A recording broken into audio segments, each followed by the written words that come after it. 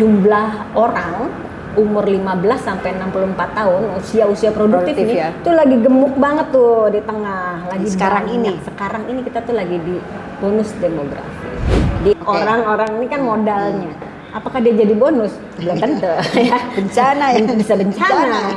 Angka kematian ibu per 100.000 ibu melahirkan hidup itu setara dengan Timor Leste, setara dengan Kamboja. Jangan salah, jangan bilang kita setara. Kita ekonomi kita G20.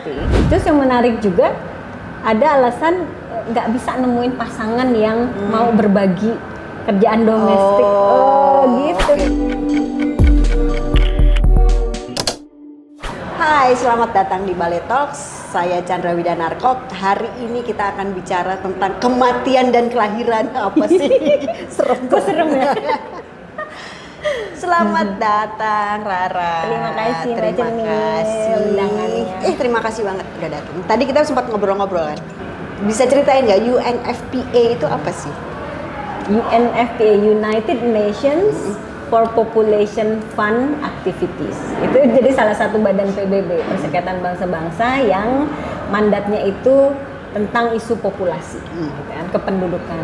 Nah, kependudukan itu kan dipengaruhi sama 3 ya, tentang kematian, tau kayak tadi kan, kematian, kelahiran sama migrasi.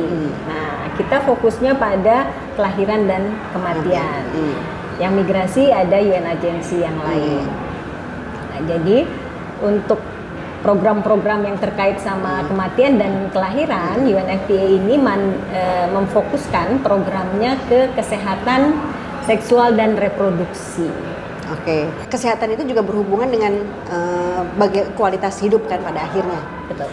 Kalau kita bicara soal kelahiran, berarti itu kan pilihan orang untuk memutuskan punya anak apa enggak, memutuskan untuk punya anak berapa. Ya seperti itu kan, itu hak warga negara. Betul. Atau hak manusia. Hak asasi ya. Hak dasar manusia untuk bisa menentukan itu. Nah, kalau dalam konteks di Indonesia kan ini ada hubungannya dengan jumlah kelahiran yang berhubungan dengan bonus demografi. Ya, betul. Jadi UNFPA ini namanya populasi ya, badan tentang populasi kependudukan, tapi ngurusinnya tentang kesehatan reproduksi gitu kan. Maksudnya kenapa sih? Nah, benar kata Mbak Cenil tadi, kesehatan reproduksi itu kan kalau kita tidak sehat secara alat reproduksi kita, gimana kita mau punya anak, misalnya buat perempuan ya. Lalu gitu juga kalau laki-lakinya nggak sehat secara reproduksi, gimana juga bisa punya anak. Nah, jadi intervensi atau topik tentang kesehatan reproduksi ini akan memang berhubungan dengan berapa banyak kelahiran di Indonesia. Nah, memang jumlah kelahiran akan mempengaruhi komposisi penduduk. Kalau yang banyak yang lahir, penduduk kita banyak. Tapi kalau banyak yang mati, meninggal gitu ya. Kalau sama ya. Is dead gitu. Bakalan turun. Nah, jadi sekarang di Indonesia antara jumlah kelahiran sama kematian itu sebetulnya masih berimbang. Sehingga kita itu sebenarnya masih ada di dalam masa bonus demografi, di mana jumlah orang umur 15 sampai 64 tahun usia produktif ini tuh lagi gemuk banget tuh di tengah lagi sekarang ini kita tuh lagi di bonus demografi. Dioptimasi dari proyeksinya itu 2030 2035 itu peaknya tuh lagi banyak-banyaknya. Sekarang tuh kita di 68%-an di rentang umur segitu. Itu emang sekarang menjadi nggak matching antara bonus demografi yang artinya adalah usia produktif. Artinya ini orang-orang yang produktif dengan kondisi sekarang, pengangguran tinggi, terus lapangan pekerjaan sedikit, terus kemiskinan katanya turun. Tapi dari kalau kita ngomong turun atau naik kan kita mesti lihat populasinya berapa ya, gitu. Berapa jumlahnya gitu. Karena kan. Indonesia gede ya, Indonesia kan ya. gede sekali. Nah, terus ngelihat kondisi ini, program-program apa sih yang apakah ada hubungan dengan program yang dilakukan oleh UNFPA dengan kondisi seperti ini? Jadi emang tadi kan kita ngomongin bonus gitu ya, demografi, karena lagi banyak nih populasi usia produktif. Tapi bonus itu kan harus didapat ya. Bonus itu kan sesuatu yang menyenangkan ya. Sekarang yang kita punya itu modalnya. Orang-orang ini kan modalnya. Apakah dia jadi bonus? Belum tentu ya. Bencana ya. Bisa bencana. Nah, kalau yang tadi Mbak Jenil bilang, wah, kalau modalnya banyak, orangnya banyak, tapi ternyata tingkat kesempatan kerjanya dikit gitu kan, sakit-sakitan orangnya. Anak perempuan misalnya nggak ikutan kerja karena udah keburu nikah, akhirnya cuma laki-laki aja yang nikah, yang ikutan kerja. Sementara jumlah laki sama perempuan di Indonesia itu hampir 50-50. Nah, bonusnya nggak ada, yang ada bencana gitu kan dengan kebanyakan orang gitu. Nah, jadi programnya UNFPA itu adalah memastikan kesehatan reproduksi, jadi yang akan mempengaruhi jumlah kelahiran, itu kesehatan reproduksinya dan haknya terpenuhi sehingga jumlah kelahiran akan wanted, intended gitu ya, bukannya tiba-tiba kok aku hamil gitu ya. Ada kelahiran tapi nggak bisa biayain gitu. Nah, jadi programnya untuk memastikan kelahiran itu memang bayi yang dilahirin sehat, kemudian ibu yang ngelahirinnya juga selamat, sama anak muda yang kemudian tumbuh itu dia potensinya terpenuhi, berdaya lah. Gitu. Berdaya. Ada itu yang akan mempengaruhi kelahiran, itu programnya. Terus yang program lainnya yang terkait dengan struktur populasi. Nah, memang kita bikin proyeksi-proyeksi kerjasama sama pemerintah. Hati-hati loh. Misalnya tahun 2045 dengan tingkat kelahiran kayak sekarang, Indonesia bakalan mulai masuk usia tua. Banyakan orang tuanya loh daripada usia produktif. Sekarang lagi masa-masanya, Pak. Demografi kita lagi banyak nih modalnya, orang-orang muda. Ayo buka kesempatan kerja, ayo pendidikan yang tepat, kesehatan yang bagus gitu. Nah, jadi programnya itu around bagaimana kita bisa memanfaatkan populasi Indonesia yang ada itu dengan optimal. Nah, ini kalau misalnya ke soal kesehatan, misalnya kayak kesehatan reproduksi, itu termasuk kesehatan anak-anak yang dilahirkan. Betul. Berarti ada soal stunting? Kalau khusus untuk stuntingnya itu yang nanganin ada di UNICEF, ya, Badan PBB yang nanganin anak-anak. Tapi UNFPA lebih ke upstreamnya, mulai dari ibu hamilnya, karena resiko anak stunting kan kalau ibunya nggak sehat 1000 hari pertama. Betul. Jadi kita di ibu hamilnya, mundur lagi anak sebelum mulai merencanakan pernikahan, calon pengantin, remajanya gitu ya. Nah, kita di upstreamnya, tapi begitu udah jadi anak dan stunting itu UNICEF. Yang harus. Oke. Gitu. Jadi ada bagi-bagi tugas. Nah, selain program-program ini dilakukan, berarti termasuk juga ada advokasi kah? Ya. Oke. Banyaknya advokasi. Advokasi. Ada nggak hal yang ini gila banget sih ini persoalan gitu? Ada nggak yang cerita yang berhubungan dengan itu dalam proses advokasi?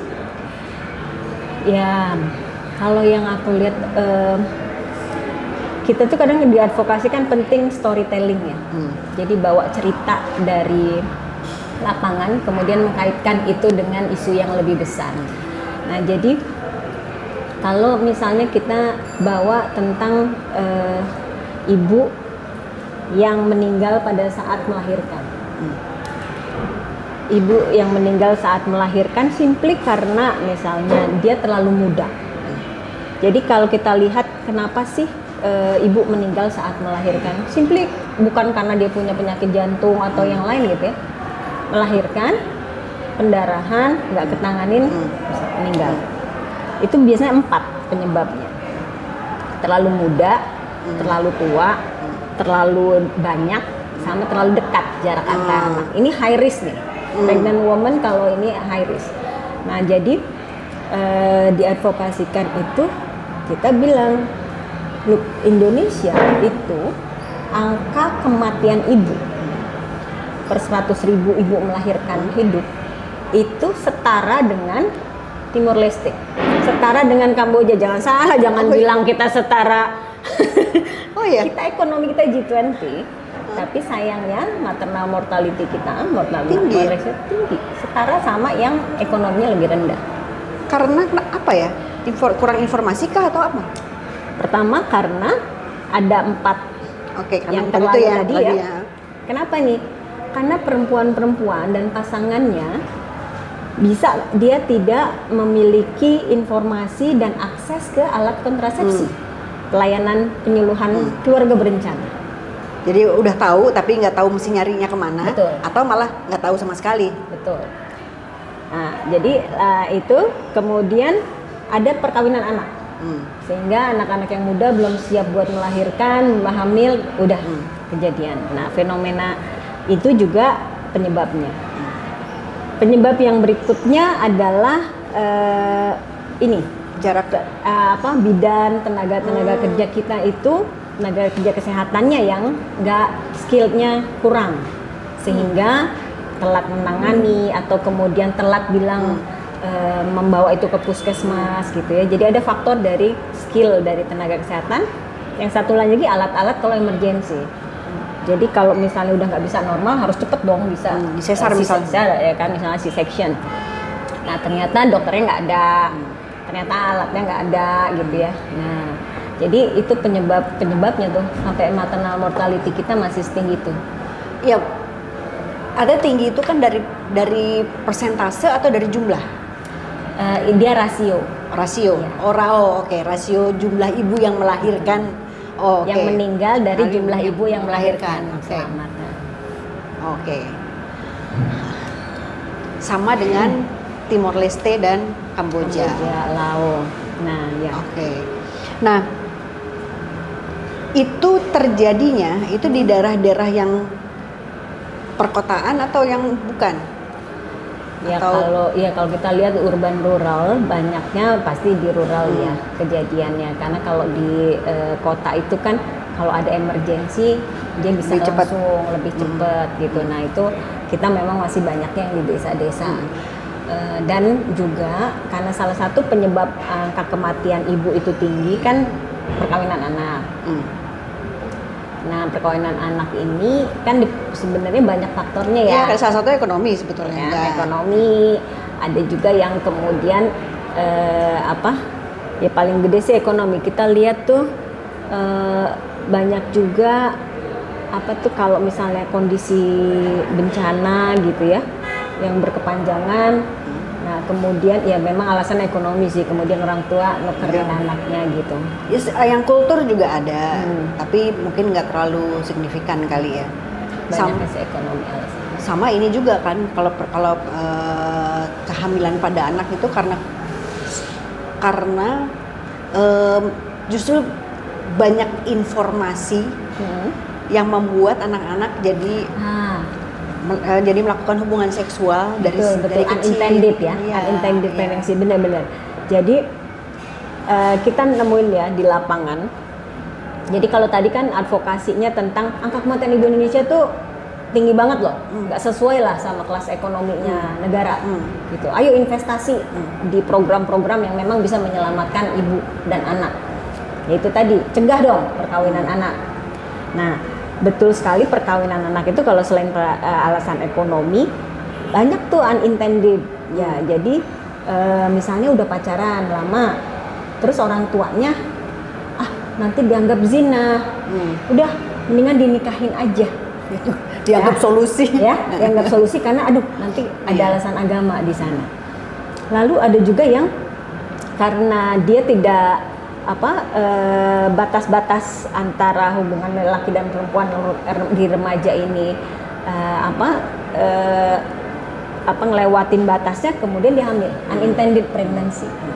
Biasanya itu pasti dinikahkan sama orang tuanya, karena ada tekanan sosial dong, anakmu hamil nggak nikah. Nah, jadi kita tuh masuk juga ke isu-isu pernikahan anak ini, termasuk masuk ke sistem pendidikannya. untuk mencegah unintended pregnancy tadi. Gimana sih sebenarnya cara berelasi laki sama perempuan? Gimana sih kesehatan reproduksi itu? Bahwa kamu tuh punya hak loh mau bilang enggak. It's your body, gitu kan? Itu kamu harus bisa tuh bilang enggak, karena kamu juga punya hak atas kesehatan reproduksi. Nah itu terkait sama itu unintended pregnancy itu, yang ujung-ujungnya juga dinikahin. Iya. Yang kasihan lagi kita juga nemuin, udahlah dia harus dinikahin, terus karena masih SMA nggak boleh lagi balik ke sekolah, putus sekolah. Ya dan biasanya biasanya si perempuan kan yang dikeluarin dari sekolah. Itu juga masih gue nggak ngerti juga tuh kenapa harus dikeluarkan dari sekolah gitu. Karena nanti bisa mungkin yang saya dengar di waktu itu, sekarang sih udah sekolah sudah diharuskan bisa menerima lagi. Nah, sekarang dulu tuh alasannya karena nanti memberikan nilai-nilai yang kurang baik ke teman-teman lain. Selain tekanan sosial juga anaknya nggak berani masuk sekolah lagi, Mbak. Iya sih, karena memang semuanya mendukung itu gitu. Betul. Mendukung untuk ya orang kalau nyontek itu dihujatnya nggak seberapa lah. Nyolong dihujatnya nggak seberapa lah. Tapi kalau soal itu lo dihujatnya seumur hidup.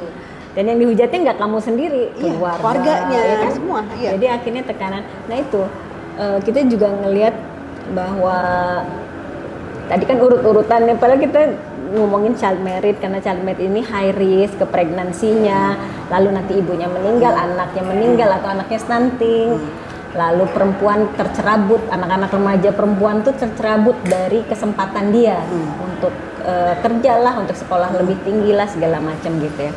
Jadi kenapa UNFPA itu fokusnya adalah kesehatan reproduksi dan hak reproduksi, terutama fokusnya ke anak perempuan dan perempuan.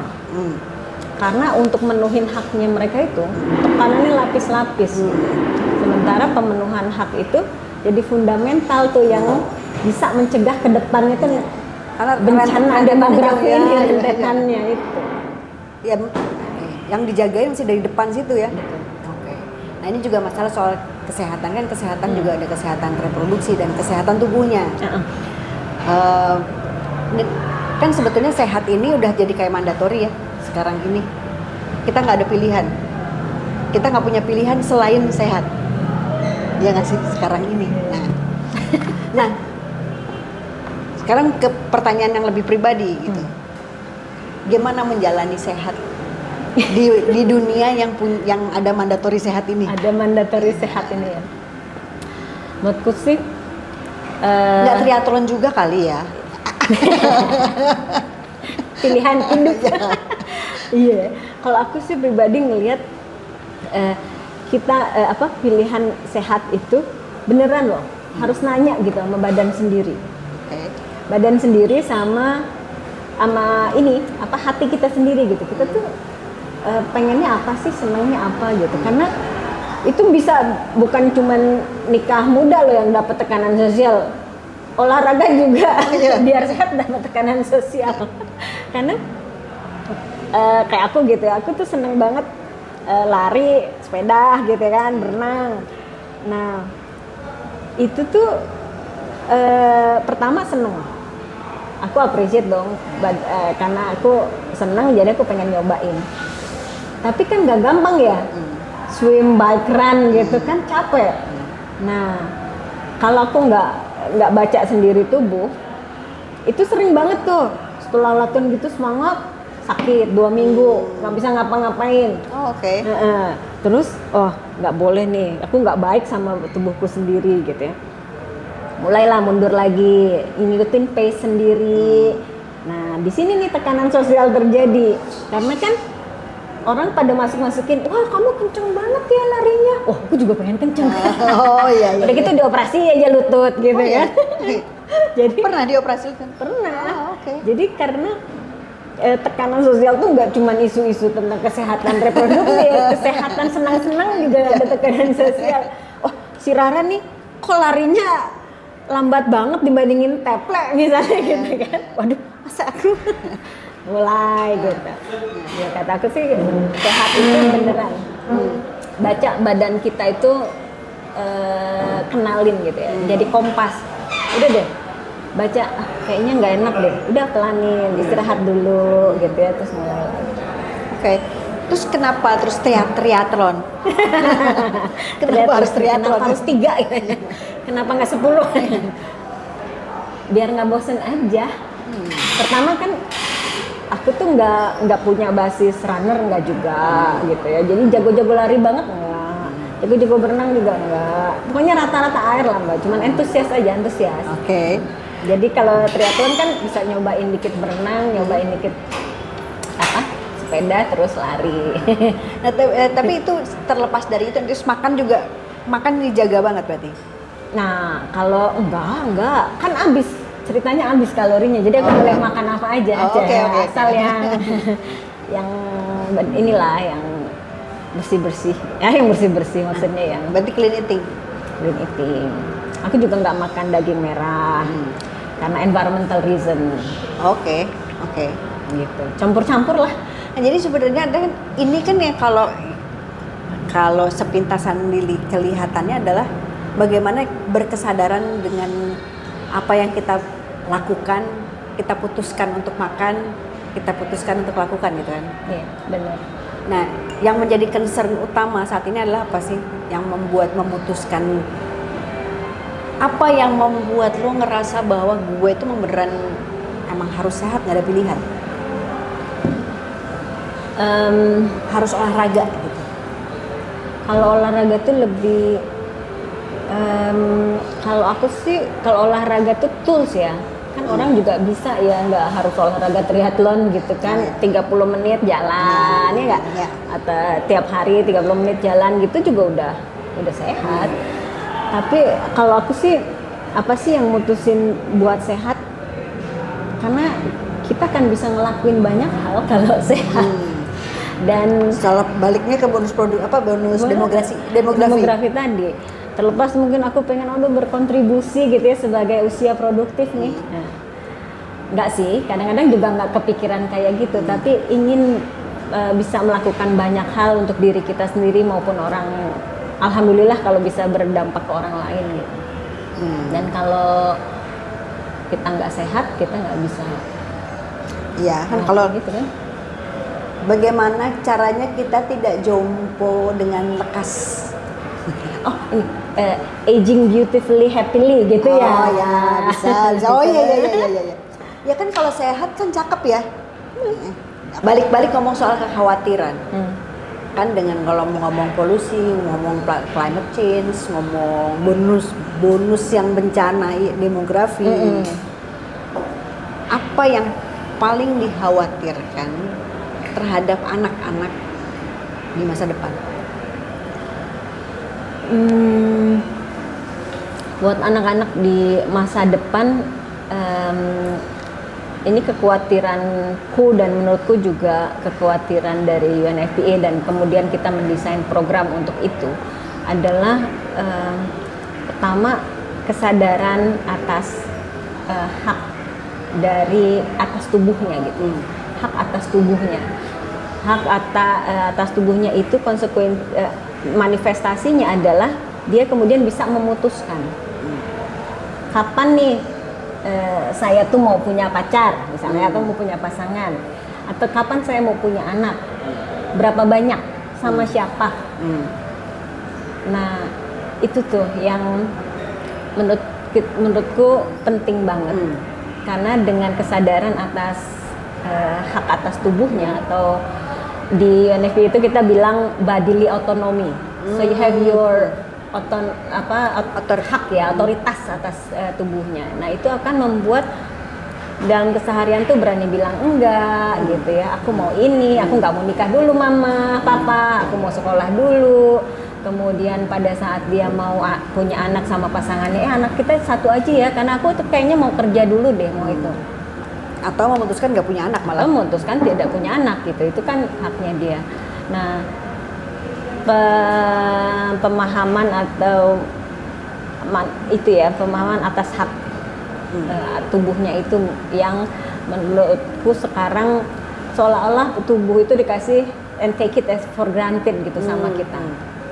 oh iya udah ini nanti kerja Ya seolah-olah itu urutan. padahal mungkin bisa enggak gitu ya. Nah iya itu. Jadi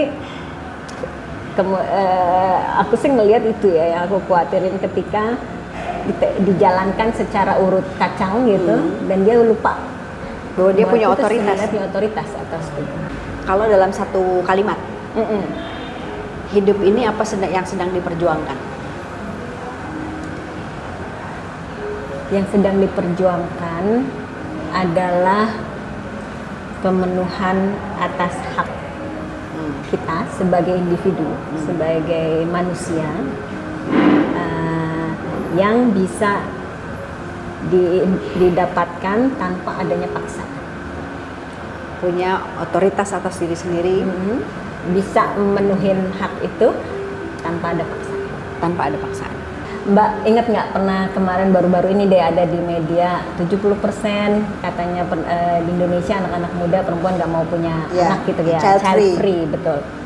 Nah terlepas dari tadi kita udah obrolin, terlepas dari itu adalah keputusan pribadi dan yang tentunya diputuskan dengan berbagai informasi yang udah dia digest. Hasil penelitiannya UNFPA, publikasi yang tahun ini nih, State for World Population, itu nunjukin persis tentang itu topiknya, yang fertility crisis. Nah di situ ditunjukin Indonesia itu salah satu negara dari 14 yang disurvei lah ya, 1.500-an perempuan dan laki-laki ditanyain. Itu enggak loh kenyataannya, di Indonesia itu 7% dari responden itu pengen punya anak 2-3. Tapi mereka nggak bisa mencapai aspirasi dari keinginan mereka punya anak itu. Jadi ada alasan lain yang menghambat pemenuhan keinginan mereka itu. Yang pertama tentunya gampang ditebak, ekonomi gitu kan, punya anak tuh mahal, rumah mahal, pekerjaan nggak ini gitu ya. Kemudian ada juga alasan kesehatan ya, mungkin karena infertility dan segala macam. Terus yang menarik juga ada alasan nggak bisa nemuin pasangan yang mau berbagi kerjaan domestik, gitu.